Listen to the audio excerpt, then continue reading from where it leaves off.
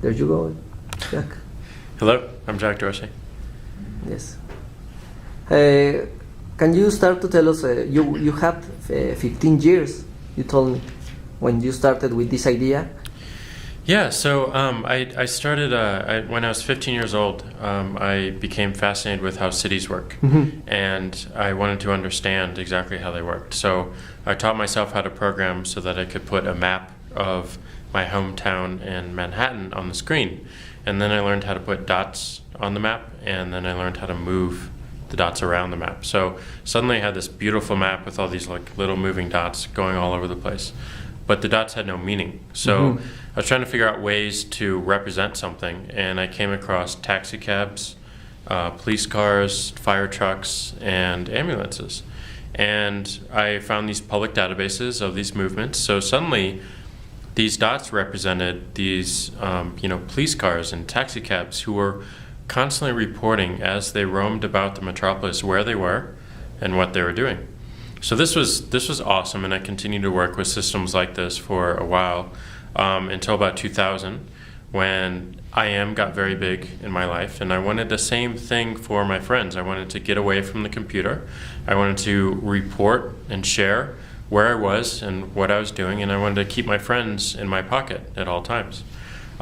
So I tried to create a system with the first BlackBerry, where I had a program that would receive emails from my BlackBerry, and it would broadcast out to my friends over email. We are talking about the year with what? This is the year 2000. Okay. Yeah, and it turns out that no one was interested in receiving those emails from me.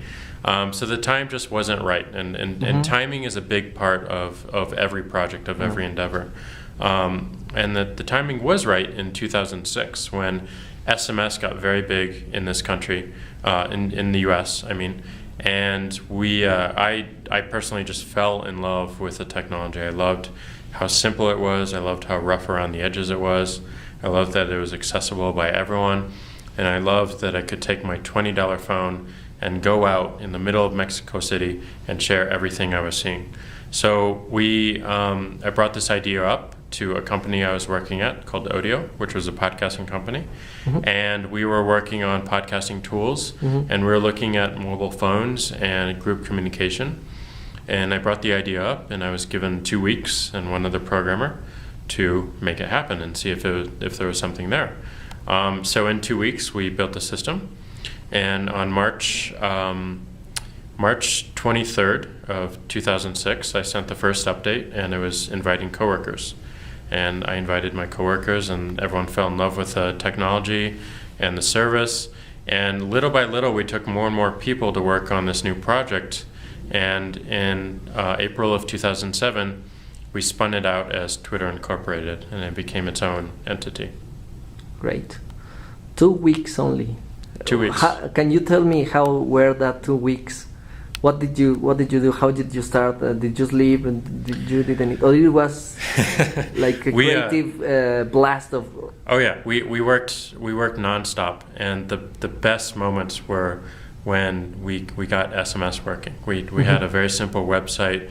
We had a service that looked pretty good, that we could interact on the web, but the moment that I remember specifically, I turned on SMS, and I just had coded that aspect, and then I was running late to my yoga class, so I rushed to my yoga class, and on the train I'm on my way to my yoga class, and it worked.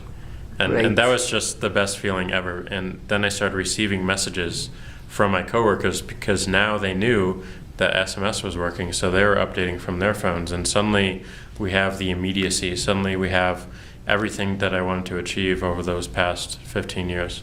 And it was just an awesome feeling. So that moment, right after my class, I went right back to work and just, started going like crazy.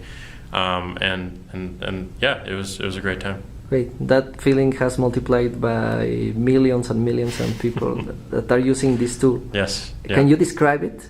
I know many of the users already know it, but your personal description of this feeling. For me, it's really about that immediacy. It's about me walking around the middle of Mexico City and suddenly feeling my pocket buzz, and me taking it out, and it's an update from my mom, about whatever she's talking about during the day. But it's just awesome because she's in St. Louis, Missouri, and has her own life, and here I am in Mexico City with the State Department and at this awesome conference. And we're both leading very different lives right now, but we have this connection, and I just felt it, in my pocket, and I bring it out and I read her, and I'm instantly brought back to my mother and that life and what she's doing. So the immediacy that it allows around conversation, the immediacy that allows to understand what's going on in someone else's life, all over the world it feels so good. And it makes so many things tangible. I think one of my favorite moments in Twitter's history is when Barack Obama served his first 100 days in office. He gave a speech in front of Congress. And there were congressmen and congresswomen and senators who were updating while he was speaking to the House. And this was live on TV, and I was watching it on CNN, and I was seeing him speak, and then I would get this buzz in my pocket, and it was Senator Claire McCaskill, the senator from Missouri, and she was updating about Obama's speech, and then the camera would turn to all these congressmen and congresswomen, and you could see them typing on their BlackBerries, and it's just awesome to see that live on the screen in the halls of government, which in many ways in the past have been inaccessible. Okay. And then suddenly, it's on my pocket and I can respond and interact. Great. We have 1 minute or probably 2. 1 minute for you to share your views about how the social media tools can make a difference. Well, I think social moments. Yeah, I mean, I think the mandate for the tool makers is to make sure that the tools stay up and they speak to how people are using it today, and they are convenient. But it's really up to the users to define where this goes and how it's used. I consider Twitter to be a utility.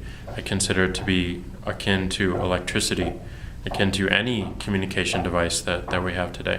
It's an evolution. It's a new way to communicate. And it's up to the users to build their own value on top of that and to extract their value from it. So it can create movements, it can support movements, it can support the smallest to the largest, but it's really dependent on who uses it and who interacts with it. Great. Thank you very much, Jack, and welcome to Mexico.